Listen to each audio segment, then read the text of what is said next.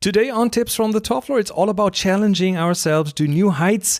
And also, Alex wants to know what's up with those terms and conditions where some photo businesses seem to make you sign away the rights to your photos. This is Tips from the Top Floor, episode 892 for February the 9th, 2020. Tips from the top floor, tips from the top, alright, from the top floor.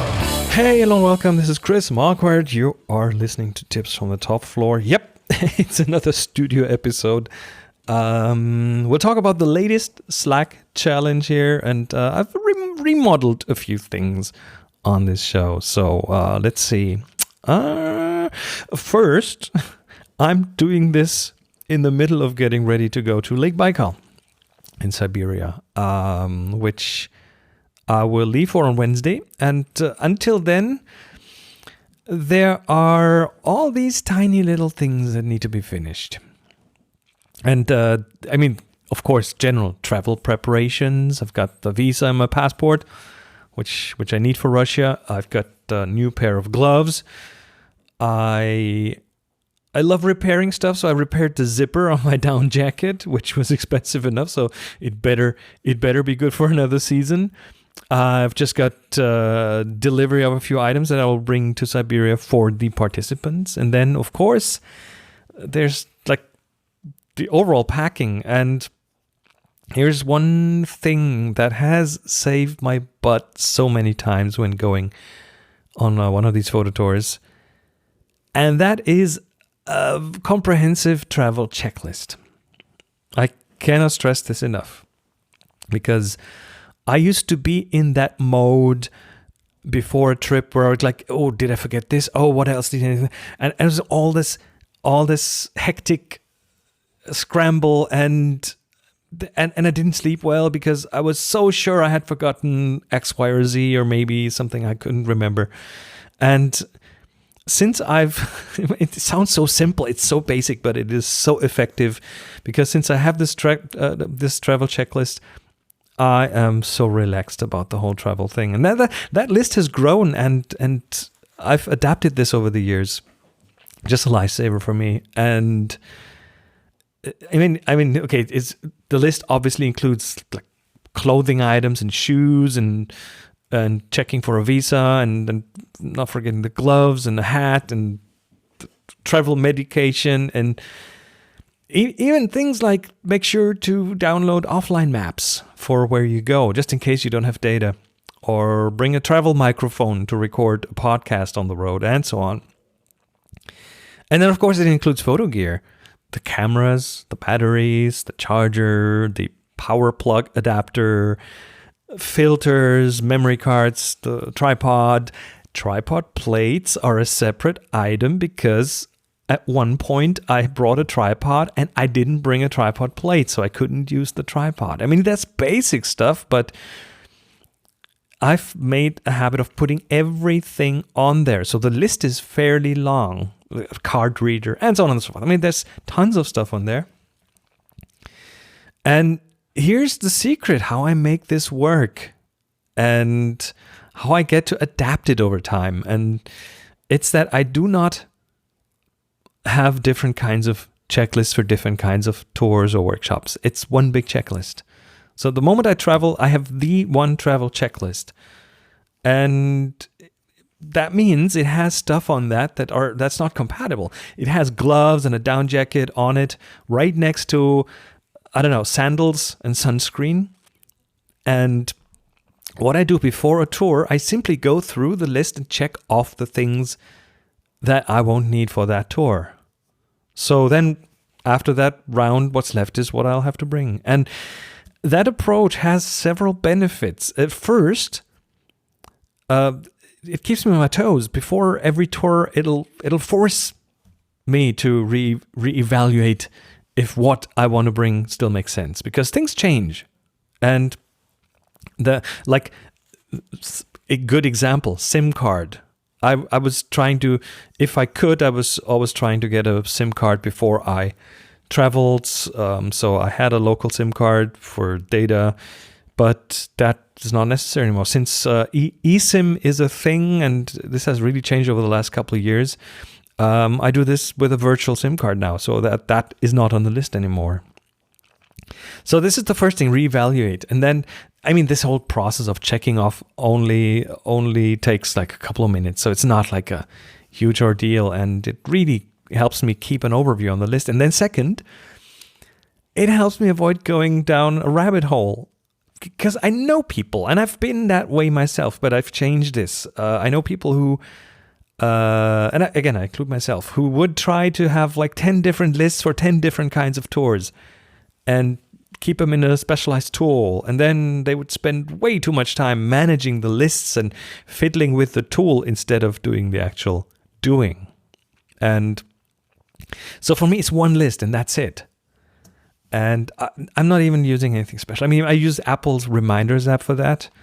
It's not a fancy schmancy travel app. It's just the tool that I know. I mean, it's shared between my devices, my laptop, my iPhone, my iPad, even my watch. It's on there. And that is just very handy. So yeah, tools are just a means to an end, and not the tool itself is not important. Usually it's what you do with the tool, which is, again, which you can apply to photography as well. So yeah, that's what I'm doing, what I'm going through right now. For the tour itself, first I'll go to Moscow for a couple of days. It's like a short extension before the actual tour to Lake Baikal in Siberia. And we'll of course go to see some of the important landmarks. I mean, you can't go to Moscow without visiting the Kremlin, without like seeing St. Basil's Cathedral, without the Red Square, without these kind of things. But of course, it wouldn't be a Chris Marquardt tour if I didn't make a point to include things that are much less touristy, because that's where the good photos are. That's where the special photos are. So, I mean, in the evening, we'll do a night photography session. We'll just hop on a taxi and go to different places. And there are interesting areas where where doing night photography is a good thing. And then on the next day, I'm planning to take everyone to a couple of markets, places where tourists don't really go that often. So we'll get some like real slice of life pictures in Moscow, some street photography and so on. So that's the first part of the tour. And then after that, it's off to Siberia.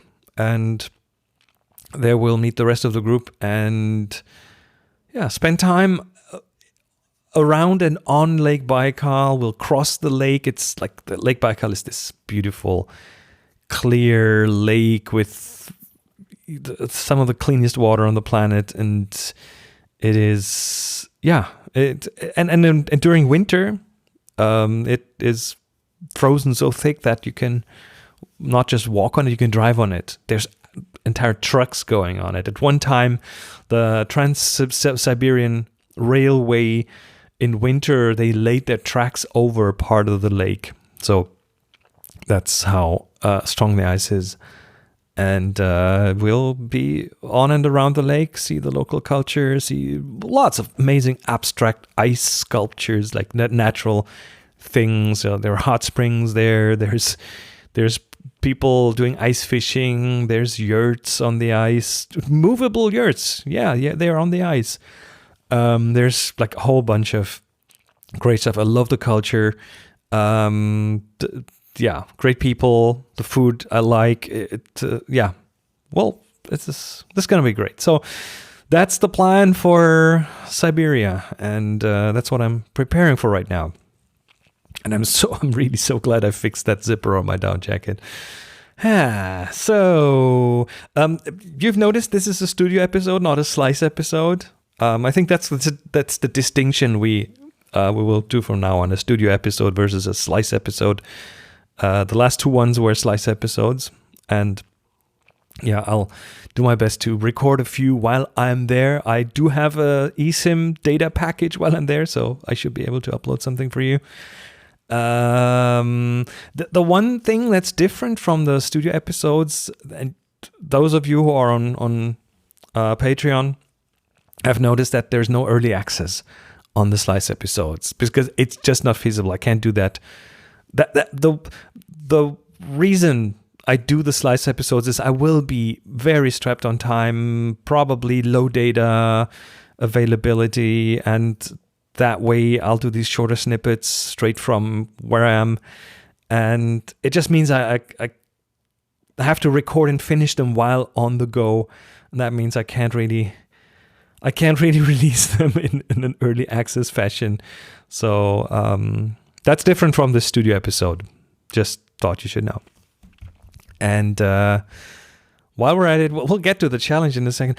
Thanks to Tammy and to all the others who are keeping up the torch, including those of you who use the coffee button in the show notes, and those of you, especially John, Peter, and Peter. I hope I'm not forgetting anyone who even edited their pledge on Patreon from $1 up to $3, or even to $7 per episode. This is heartwarming. You all rock.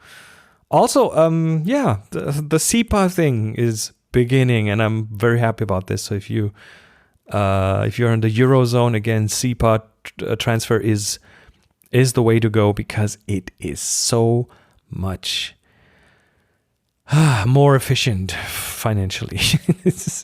Of course, if you're on Patreon, you'll get the early access. So there's a bit of a trade-off here. But anyway, everyone who supports the show, even if you don't do it financially, I appreciate you. You guys all rock. Anyway, let's get this going. On to the photography, and especially the two challenge-related topics. There's the Slack challenge. That's, as you know, brought to you by Release Pixie Matt. And then there's our mini assignment, which I've made a few changes to. More about that in a minute. So let's kick it off with the Slack challenge. Let me just open up a couple of pictures here. As usual, for the Slack challenge, the Slack challenge is kind of the old faithful, right? Matt has given us all a photo challenge every other month. And then I will pick 3 photos to talk about here in the show, which sounds funny because this is an audio show talking about photography, but I get since the beginning, when I first started doing this, I keep getting the feedback from a lot of people saying these photo reviews talking about photos are really interesting for people. So you might be in a car driving, but maybe the discussion of a photo will evoke some pictures in your mind or something. I don't really know the mechanism how this works, but the photo challenge reviews do work. So if this is your first time, just play along. So this one was the food challenge, and that's a good one because we always take pictures of our food. I mean, especially since Instagram. I'm doing that, not necessarily for Instagram, but I shoot pictures of my food. And the question is, how many of you actually take real care when taking those food photos? I mean, like things like watching if there's anything distracting in the background. Maybe cleaning up the shot a bit before you take it. For example, when Monica and I are out to eat, it's often like, could you please move that napkin a bit more to the left? Or let's take that glass out. Or I don't know. Do you look for good light when you take a photo of something, of your food? I'm moving that plate a bit more to the left because that might take the food into better light, or it might just look more pleasing with the background. Are you trying different angles, or are you more like the type of, let me take a photo of that plate from straight above, and I don't care if my hand casts a shadow on the salad. Is that what you do? So anyway, I mean, of course, there's the difference between a snapshot and a photograph. Anyway, here are the 3 pictures that I selected for this challenge, and the first one is by Release Pixie himself, Matt Armstead, and it's the photo is Black Eyed Peas and Country Ham, and I like the arrangement. It's a simple photo, but there's no clutter in it, right? You have I don't know what the foreground looks like. There's a couple of cookies, and then there's the bowl with the soup, and then there's this spoon and in the bowl there's this the black eyed peas, was it soup stew kind of thing, and then there's that spoon, the spoon that is interesting because it's a utensil. It's often in food photos. I see that that a utensil is kind of sticking into the photo, and it kind of connects that photo with the outside world. Also can be a bit of a leading line. I think something's not quite level though.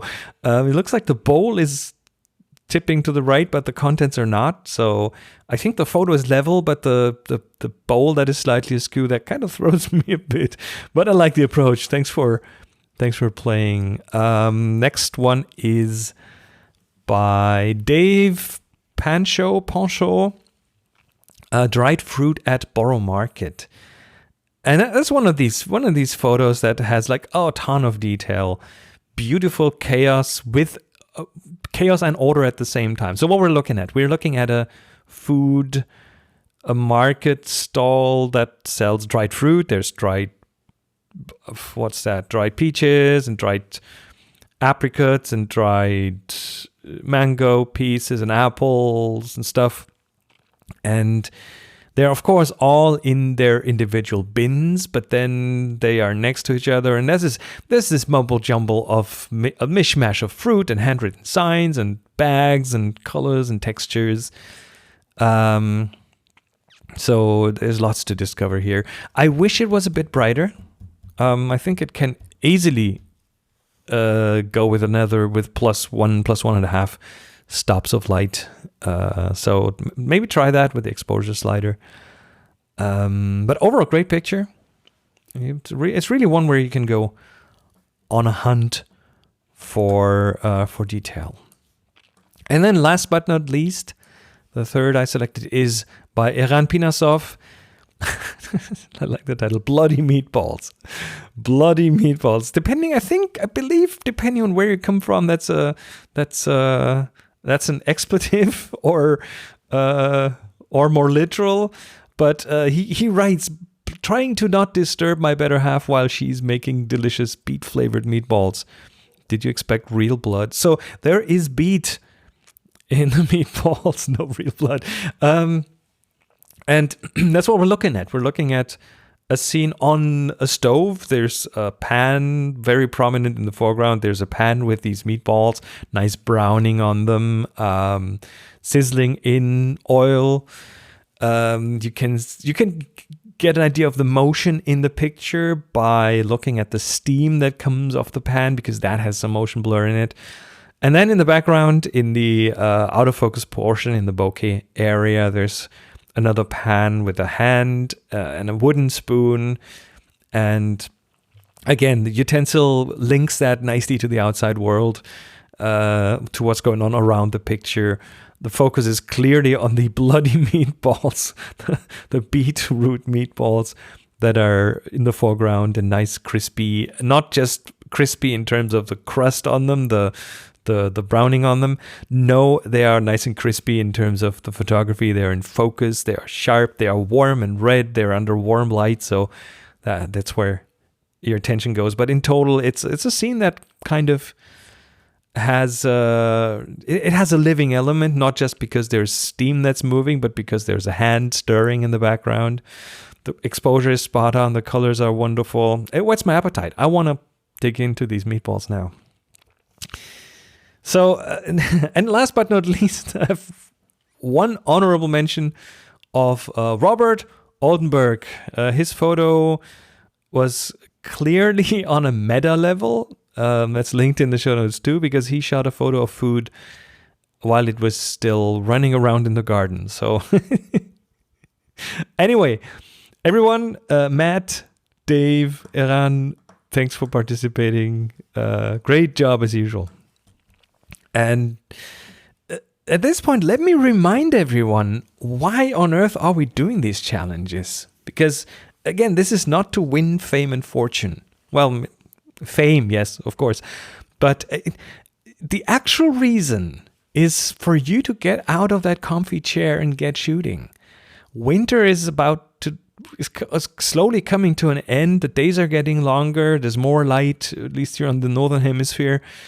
So you should really see this as an opportunity to get back into the groove, with the added benefit of maybe getting your photo reviewed here on the show. But that is not the main thing. It's this, you're doing this for yourself.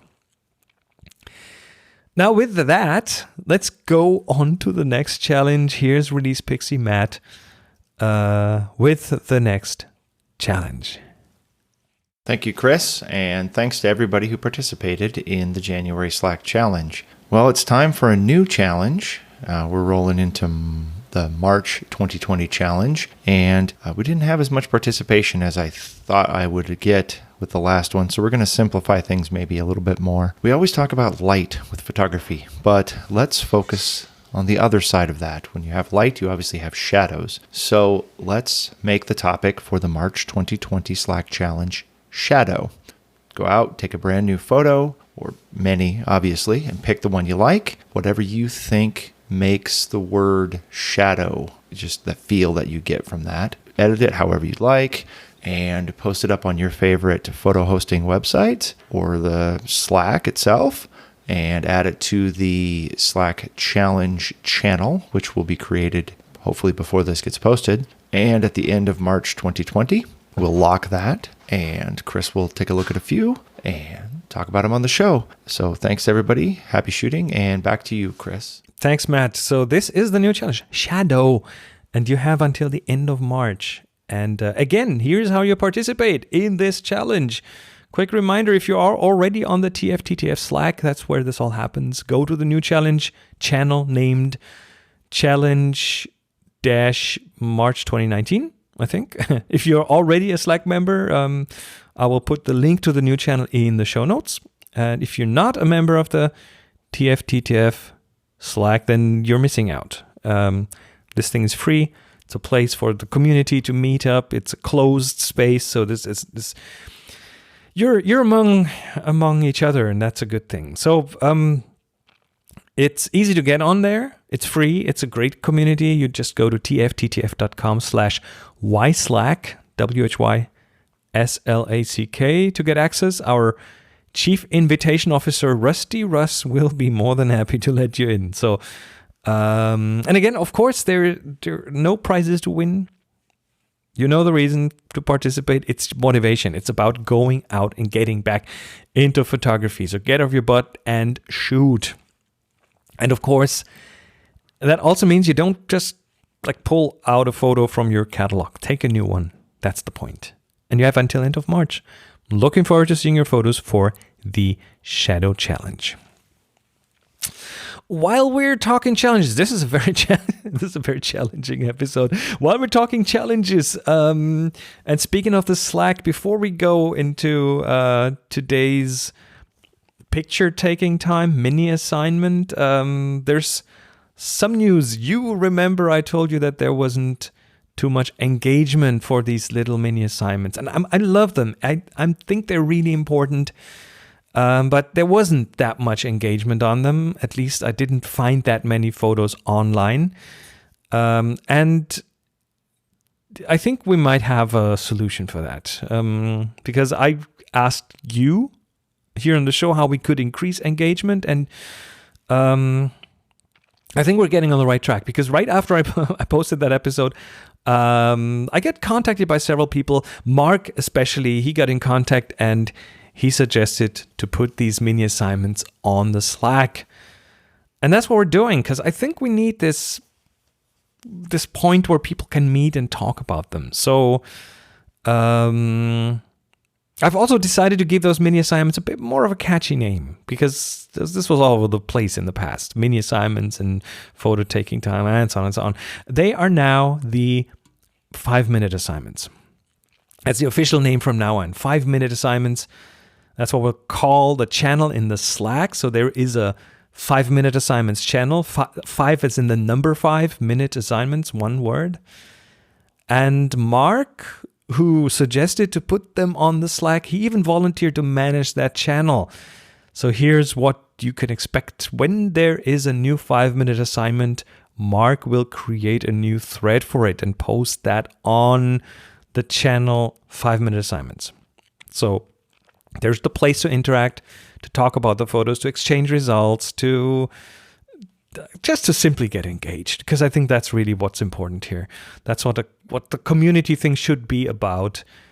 So this is really good, and even more reason for you to join the Slack if you haven't done so just yet. And thanks again to Mark for kicking this off. This is wonderful. Again, check out the channel 5-minute assignments. And if you're not on the Slack, here's yet another reason. The link is in the show notes.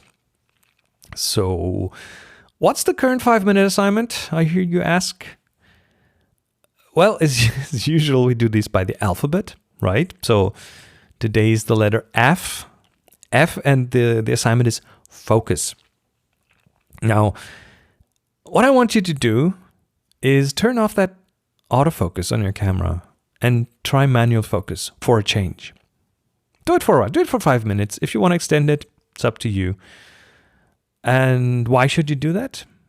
Well, there are several reasons. First, you'll have a good reason to figure out if your camera has any built-in tools that will help you with that.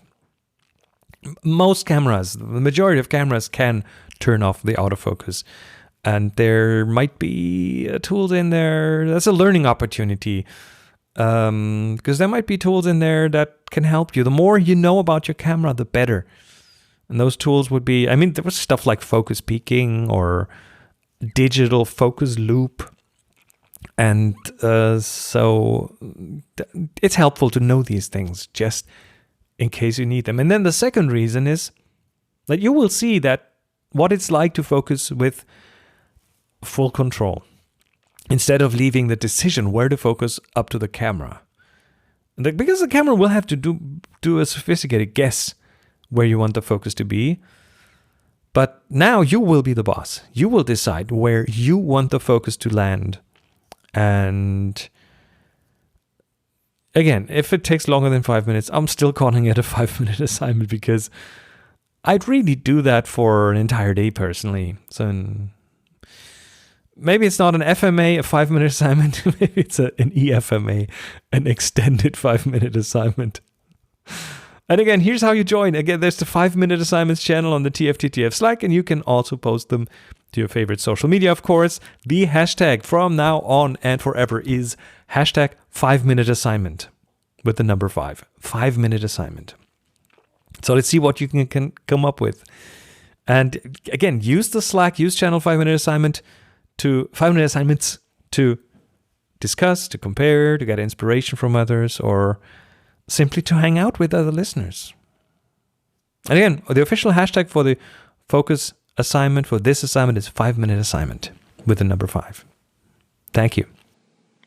Hey Chris, this is Alex. I've been looking into online printing services, and what I find is pretty interesting. Many of the low-cost print services tell me that when I submit my image, that they now have the right to reuse my image in pretty much any way that they see fit. Some of what they claim to be professional photo labs, they won't put that in writing, but they assure me that they would never reuse my images. Just curious what your thoughts are on this. Thanks. Great job on your podcast. Always looking for a new episode. Thanks. Bye. Thank you, Alex. Yeah, that's a good one. Because, the language in some of those terms and conditions can be a bit scary. And but let me kind of soften that a bit. While I believe you should be vigilant when it comes to signing away your photo rights, and there are bad players out there, the terms and conditions of those businesses that process your images, like printers, for example, in one way or another will often sound way more threatening than they actually are. So here's what these printing businesses are doing. They take your photo. For that, they have to upload it, or you upload it to their servers. and then they will process the image on their systems. I mean, and that could be very simple stuff. If you have an order page, they have to, I don't know, they will show you thumbnails. So they have to, for that, just technically speaking, they will create a copy of your image and downsize it to the thumbnail size, and then they might, for the printing, they might process your photo to enhance colors or contrast or whatever. Now, when it comes to the terms and conditions, the way these often get made is that the business will get a lawyer, and then these lawyers, they do what lawyers do, which is they will try to make those terms as waterproof as possible. That's their job for the business. So they'll have a session, they'll ask the business questions like, will you make copies of the images? And that'll have to be covered in the contract / terms and conditions. Or do you display those images to the client? Of course they do when they have an order page, or and so on and so on. So that has to be covered. And of course, the technologies might change over time. So these lawyers are not going to propose very limiting language there. They'll want to cover as much as they can. So those terms will be way broader than what is needed to do the actual work, just to future-proof those conditions and to cover their clients' asses. That's what's happening. So, unfortunately, the scary part is this is all written in this strange language that we call legalese, and as mere mortals, you and I often can't read that well, and we also don't think like lawyers. So in most cases, I'm not really concerned that those businesses will take my pictures and then, I don't know, sell them to IKEA, who then sells millions of them in all their stores worldwide, and I won't get any credit or any money for my photography. That's not what I expect to happen, and there might be cases of that nature, but in my tens of years of doing this kind of stuff, I've never personally run across anything like that. I don't think that'll usually happen. But having said that, if you are concerned about the language in those terms and conditions, I mean, the best thing you can do is, well, first of all, ask these businesses about why they use that language in their terms and conditions. Just call them or send them an email. Before you give them your business, you want to make sure you understand what that really means. And then if you still don't trust them, hey, take your business somewhere else that's more trustworthy to you.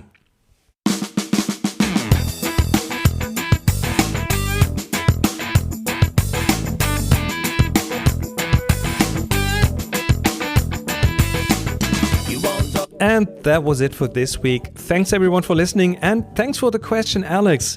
That's much appreciated. If you feel like asking a question here for the show, I'd love to hear from you. Just record something on your phone and send it to voice@tfttf.com. That's voice@tfttf.com. And as usual, this is the spot on the show where I say thank you to all of you who supported this episode on Patreon, via SEPA, and by all the other means.